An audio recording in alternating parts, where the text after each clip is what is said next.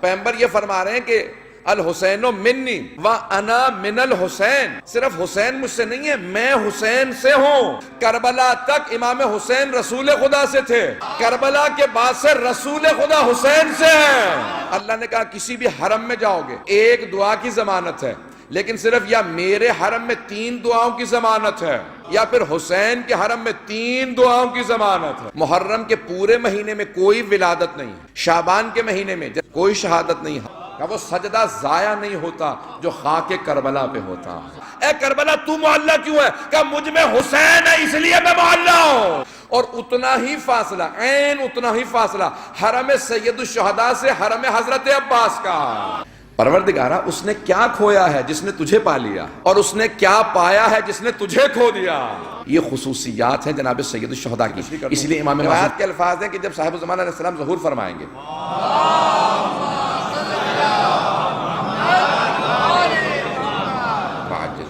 جب ظہور فرمائیں گے تو امام پوری دنیا کو اپنا تعارف کروائیں گے، اور پوری دنیا کو جب تعارف کروائیں گے تو کہیں گے کہ الا یا اہل العالم ان جدی الحسین قتلہ عدوانا، میں وہ ہوں کہ جس کے جد حسین کو عداوت کے اندر مظلومیت کے عالم میں شہید کر دیا گیا تھا۔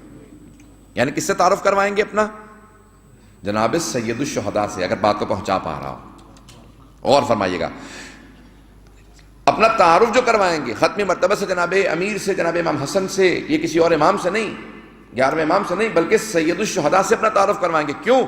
واقعہ کربلا محرم کی وجہ سے پوری دنیا کے اندر ہر آدمی جانتا ہوگا کوئی محرم ہے، کوئی کربلا کے اندر حسین شہید کر دیے گئے تھے۔ ہر آدمی جناب سید الشہداء کا نام سنے ہوئے ہوگا، ہر آدمی پہچانتا ہوگا کہ کوئی حسین ابن علی ہے۔ اور 12ویں امام اپنا جب تعارف کروائیں گے تو کہیں گے وہ جو حسین تم سنتے آ رہے تھے میں اسی کا بیٹا ہوں۔ اپنا تعارف کروائیں گے کہ کیسے؟ آئیے ذرا میں صرف ایک حدیث کو پیش کر دوں اور اس کے بعد خود بخود آپ کے لیے واضح ہو جائے گا کہ پیغمبر اسلام نے فرمایا، شیعہ سنی سب علماء نے لکھا کہ الحسین منی وَأَنَا مِنَ الْحُسَيْن، حسین مجھ سے ہیں اور میں حسین سے ہوں۔ یہ پیغمبر نے فرمایا حسین مجھ سے ہیں۔ یہ ہر انسان سمجھ سکتا ہے کہ ہر نواسہ نانا سے ہوتا ہے، ہر نواسہ نانا سے ہوتا ہے۔ پیغمبر یہ فرما رہے ہیں کہ الحسین منی وَأَنَا مِنَ الْحُسَيْن، صرف حسین مجھ سے نہیں ہے، میں حسین سے ہوں۔ یہ پہلا جملہ بہت ہی آسان ہے سمجھنا کہ حسین رسول سے ہیں، نواسہ ہیں، ہر نواسہ نانا سے ہوتا ہے۔ یہ دوسرا جملہ سمجھنا بہت ہی مشکل ہے کہ رسول خدا حسین سے ہیں، اور خود پیغمبر فرما رہے ہیں کہ وَأَنَا مِنَ الْحُسَيْن، اور میں حسین سے ہوں۔ وَأَنَا مِنْهُ بھی نہیں کہا، میں اس سے ہوں، ضمیر بھی استعمال نہیں کی ہے، پروناؤن بھی استعمال نہیں کیا۔ یہ نہیں کہا کہ الحسین منی وَأَنَا مِنْهُ، حسین مجھ سے اور میں اس سے نہیں کہا۔ توجہ توجہ توجہ، الحسین منی وَأَنَا مِنَ الْحُسَيْن، حسین 2 مرتبہ کا، حدیث کی ابتدا بھی حسین ہے، انتہا بھی حسین ہے، کہ حسین مجھ سے ہے اور میں حسین سے ہوں۔ کربلا تک امام حسین رسول خدا سے تھے، کربلا کے بعد سے رسول خدا حسین سے ہیں۔ یہ جناب سید الشہداء کی قربانیاں ہیں جس کی وجہ سے رسول خدا حسین سے ہیں۔ اتنی کوئی قربانیاں پیش کرے کہ یا رسول اللہ، نانا آپ کی رسالت کو میں بچاؤں گا، اپنا سر دے دوں گا لیکن آپ کی رسالت ختم ہونے نہیں دوں گا۔ بابا آپ کی ولایت کو میں بچاؤں گا، میں سب کچھ دے دوں گا، دین ختم ہونے نہیں دوں گا۔ کون ہے حسین ابن علی؟ جو وتر و موتور ہے۔ وتر کسے کہتے ہیں؟ ایک کو، تنہا کو وتر کہتے ہیں، جیسے آپ انگریزی میں کہتے ہیں یونیک، منفرد، جس جیسا کوئی نہ ہو۔ توجہ چاہوں گا، اب یہ چھٹے امام علیہ السلام کہہ رہے ہیں، میں صرف تشریح پیش کر رہا ہوں، الفاظ میرے نہیں ہیں، الفاظ صادق آل محمد کے ہیں۔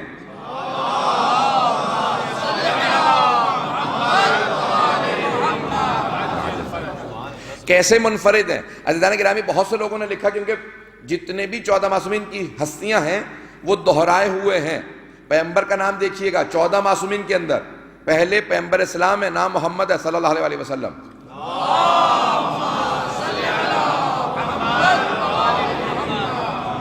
پھر 5ویں امام بھی وہی نام ہے، 9ویں امام کا، 12ویں امام کا۔ پھر اس کے بعد ہے علی علیہ السلام، پہلے امام ہیں، چوتھے امام ہیں، 8ویں امام ہیں، 10ویں امام ہیں، پھر امام حسن بھی دوسرے امام ہیں، 11ویں امام ہیں، لیکن 14 میں صرف ایک حسین ہے۔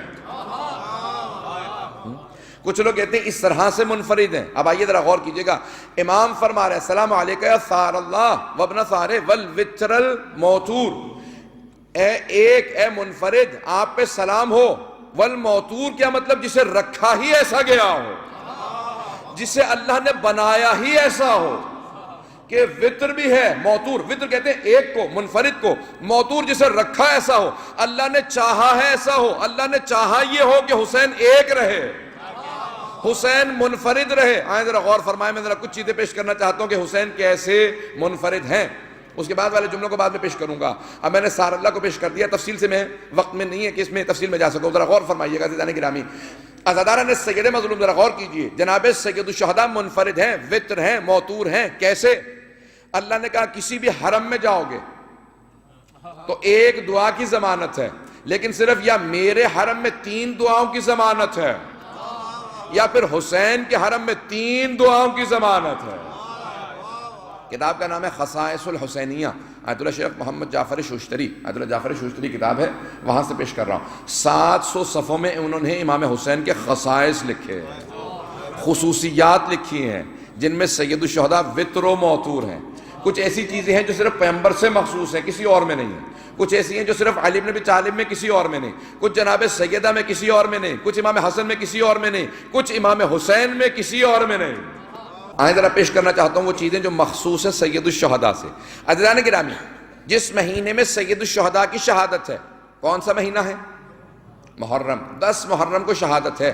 محرم کے پورے مہینے میں کوئی ولادت نہیں ہے، حتیٰ سفر کے مہینے میں ہے، 7 سفر کو ایک ولادت کی تاریخ بھی ہے، شہادت کی تاریخ بھی ہے، 7ویں امام حسن کی ولادت کی تاریخ بھی ہے۔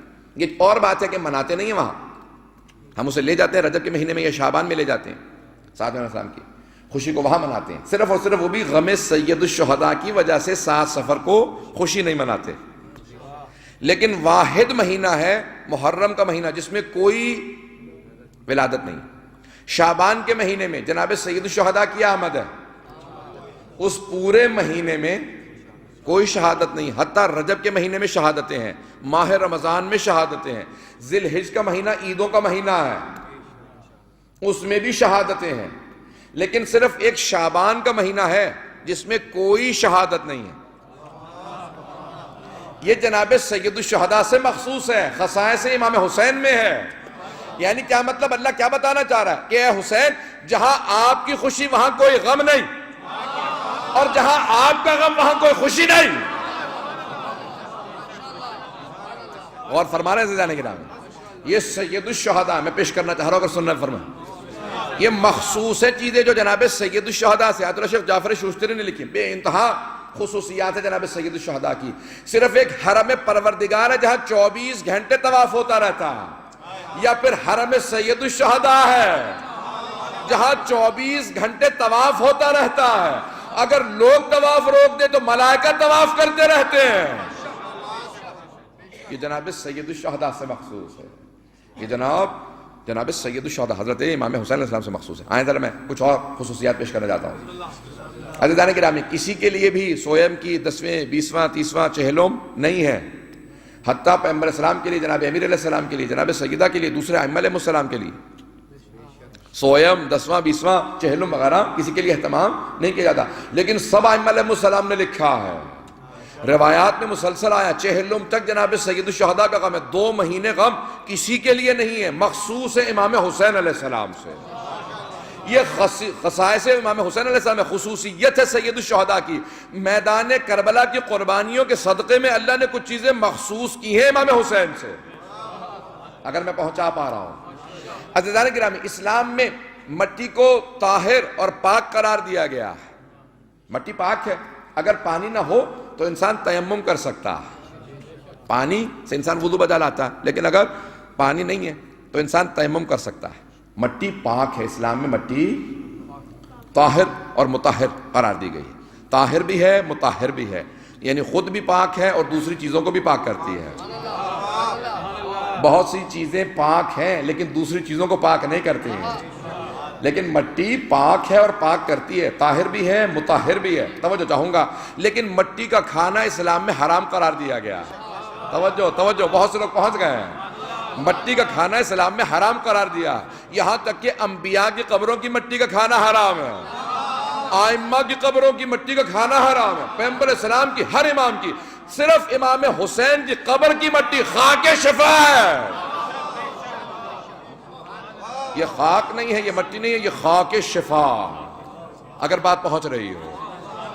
اس خاک کو امام معصوم نے کہا یہ خاک شفا، البتہ کھائی نہیں جاتی ہے، صرف کچھ ذرات کھائے جاتے ہیں، غذا کے طور پہ نہیں ہے۔ امام نے کہا کہ کتنی دوا کے طور پہ کتنی مقدار لینا بتائیے، کہ وضو کرنا، کربلا کا رخ کرنا، یا مٹی کو ہاتھ میں لینا، یا پھر پاک پانی کے اندر ڈال دینا، اور ایک مرتبہ کہنا ہے حسین یہ آپ کے قبر کی مٹی کو لے کے مجھے بتایا گیا ہے کہ آپ سے مخصوص ہے، اس قبر کی مٹی کو میں اپنے دہن پہ رکھ رہا ہوں صرف شفا کے لیے۔ معصوم فرماتے ہیں کہ شفا ضرور نصیب ہوگی، کہ اگر تمہارے پاس خاک شفا ہو، سمندر میں سفر کر رہے ہو، اگر تلاطم آ جائے، سیلاب آنے لگے، بھنور آنے لگے، تو تھوڑی سی خاک کو سمندر میں ڈال دینا اور آواز دینا ہے پانی یہ خاک کربلا ہے، خبردار اذیت نہ دینا، ہمارے پاس خاک کربلا۔ کہ یہ مخصوص ہے جناب سید الشہداء سے، کہ سفر میں ساتھ رکھنا، قبر میں ساتھ رکھنا، کہ جس قبر کے اندر خاک کربلا رکھی جائے گی اس قبر کے اوپر عذاب نازل نہیں ہوگا۔ کہ مولا کیوں؟ کہ تمہارا کمال نہیں ہے، اس مٹی کا کمال ہے، کہ اس مٹی کے صدقے کے اندر۔ آئیں ذرا ایک اور جملے کو پیش کر دوں، امام معصوم فرماتے ہیں جب تم سجدے میں جاتے ہو نماز کی حالت میں، جب سجدہ بجا لاتے ہو تو ایک مرتبہ کہتے ہو سبحان ربی الاعلی و بحمدہ، کا فوراً سجدہ اٹھتا ہے عرش اعظم پہ جانے کے لیے، کہ اس آدمی نے مجھے بجا لایا ہے میرا ذکر، پروردگارہ تیرا ذکر کیا۔ کہ ایک مرتبہ وہ سجدے کا ذکر اٹھتا ہے اور کچھ ہی دیر اٹھنے کے بعد گر جاتا ہے، کہ نہیں تیری نیت خالص نہیں تھی، تو نے اتنی طاقت نہیں دی کہ میں عرش اعظم پہ جا سکوں۔ لیکن معصوم فرماتے ہیں کہ وہ ذکر جو تربت جناب سید الشہداء پہ پیشانی رکھنے کے بعد کیا جائے وہ فوراً عرش اعظم پہ چلا جاتا۔ کہ مولا کیوں؟ کہ تمہارے ذکر کا کمال نہیں ہوتا، وہ اس خاک کا کمال ہوتا ہے کہ ذکر کو عرش اعظم تک لے جائے، کہ وہ سجدہ ضائع نہیں ہوتا جو خاک کربلا پہ ہوتا ہے۔ اسی لیے تربت سید الشہداء پہ نماز مستحب ہے، اور سب سے پہلے جو خاک کربلا کی سجدگاہ بنائی تھی امام سجاد علیہ السلام نے بنائی تھی۔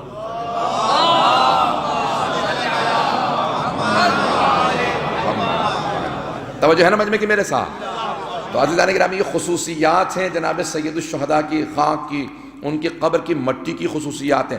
ہر سال عصر عاشور سے پہلے روایت کے الفاظ ہیں کہ اگر واقعاً قبر کی مٹی ہے تو دوبارہ سرخ ہو جائے گی، اور سرخ ہو جاتی ہے، وہ تسبیح جو واقعاً قبر کی مٹی کی ہے وہ سرخ ہو جاتی ہے، اور خود کربلا کے اندر وہ مٹی رکھی جاتی ہے، ایک شیشے کے مرتبان کے اندر رکھ دی جاتی ہے اور وہ باقاعدہ سرخ ہو جاتی ہے۔ ہر سال جناب سید الشہداء کا یہ زندہ معجزہ ہے کہ عاشورہ پہ ان کی قبر کی مٹی سرخ ہو جاتی ہے، اور میں نے خود چھو کے دیکھا کہ اس میں خون ہے، یہ کیا ہے، خود ہاتھ لگا کے دیکھا۔ جب مصائب ہو رہے تھے تو میں منقلب تھا، مجھ سے برداشت نہیں ہو رہا تھا، تو میں قریب تھا مصائب پر، میں نے اس میں ہاتھ ڈال کے دیکھا کہ یہ واقعاً خون ہے، تو خون نہیں تھا، اس خاک کے اندر ایک ایسا اثر تھا خون سید الشہداء کا کہ وہ خاک سرخ ہو گئی تھی۔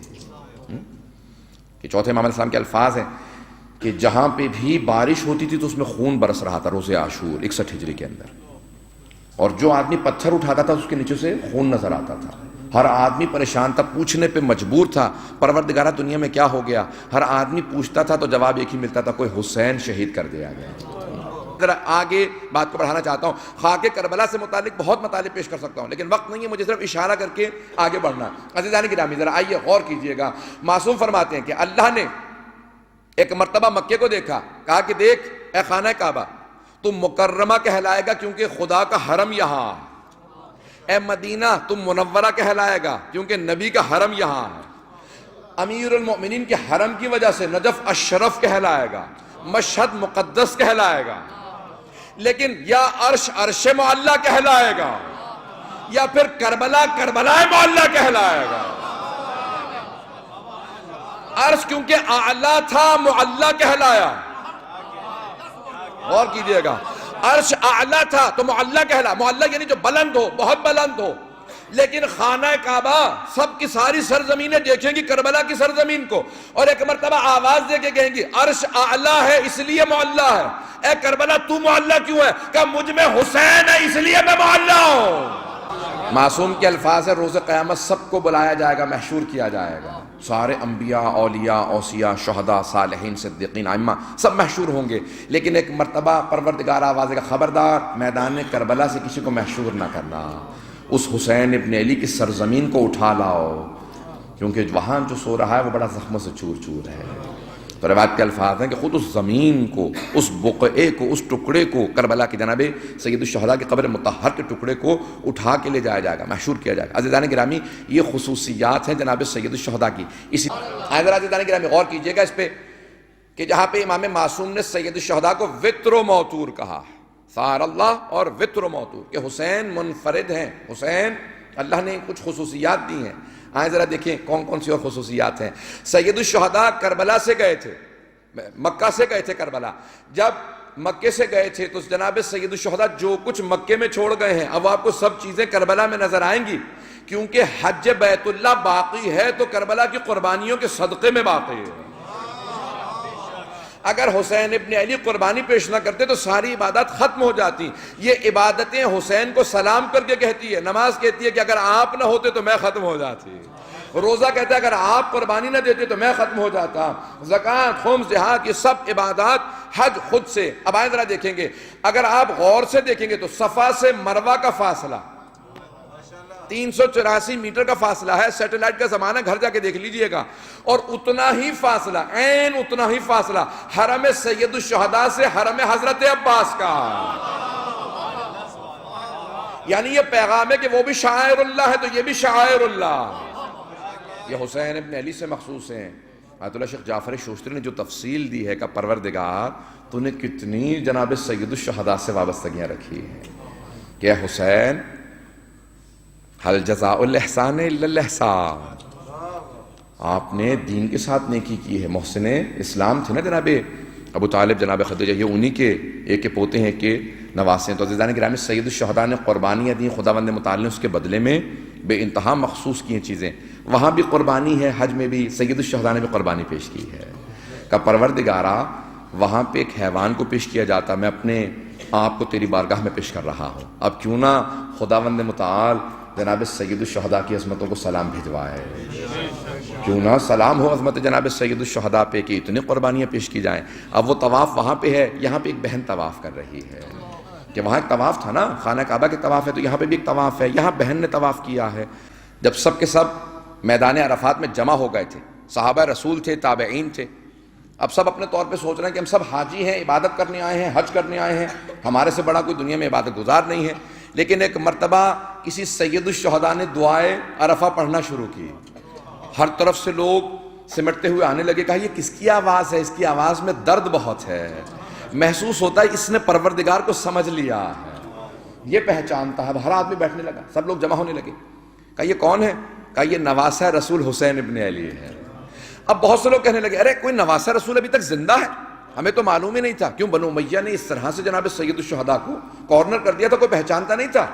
واحد امام ہے جن سے ایک حدیث نہیں ہے فقہ پہ، یعنی اب میں نام نہیں لینا چاہتا ہوں کہ یہ لوگ اس طرح سے سید الشہداء کو، اب سید الشہداء نے کہا کہ دیکھو 10 سال تم نے جو چاہا کر لیا، اب میری باری ہے، اب میں میدان کربلا کی طرف جا رہا ہوں، لیکن جانے سے پہلے حج پہ جاؤں گا، ماحول ایسا بناؤں گا کہ ہر حاجی گواہی دے گا عبادت صرف حسین کو آتی تھی، نماز صرف حسین جانتے تھے، حج کا طریقہ صرف حسین بتا سکتے تھے۔ جب سب گواہی دینے لگے تو سید الشہداء نے کہا کہ اب میں کربلا کی طرف جا رہا ہوں تاکہ خانہ خدا کی حرمت پامال نہ ہو۔ اللہ اکبر، یہ حسین ابن علی، جو آدمی دعا سنتا تھا وہ کہتا تھا کہ یہ حسین کس طرح سے دعا مانگ رہے ہیں، دعائیں سید الشہداء، اور وہ حسین اس انداز سے دعائیں مانگ رہے تھے۔ ایک دعا پیش کر دیتا ہوں آپ کے سامنے۔ مولا کہتے ہیں پروردگارا الہی ما فقد من وجدک، اس نے کیا کھویا ہے جس نے تجھے پا لیا۔ اللہ اکبر، پروردگارا اس نے کیا کھویا ہے جس نے تجھے پا لیا، اور اس نے کیا پایا ہے جس نے تجھے کھو دیا۔ وما وجد من فقدک، یعنی عجیب و غریب الفاظ ہیں نا. سید الشہداء کی دعاؤں کے اگر جملوں کو آپ غور کریں، آپ کی دعائیں جو عجیب و غریب ہیں دعاؤں کے اندر. پھر کہتے ہیں یا من دل علی ذاتہ بذاتہ، پروردگارہ تو وہ ہے جس نے اپنی ذات کی طرف رہنمائی کی ہے اپنی ہی ذات سے. لیکن ہم لوگ کیسے پہچانتے ہیں خدا کو؟ ہم نے پیغمبر کے ذریعے پہچانا ہے، امام کے ذریعے پہچانا ہے جو انہوں نے سمجھا دیا. لیکن سید الشہداء کہتے ہیں پروردگارہ تو نے خود اپنی ذات کی طرف رہنمائی کی ہے. یعنی جناب سید الشہداء کسی اور دنیا کی بات کر رہے ہیں. یہ ہمارے ماحول سے بہت بالا تر بات ہے، ہماری معرفت کے درجات سے بہت بالا تر بات ہے. یہ سید الشہداء اپنے مقامات سمجھا رہے ہیں.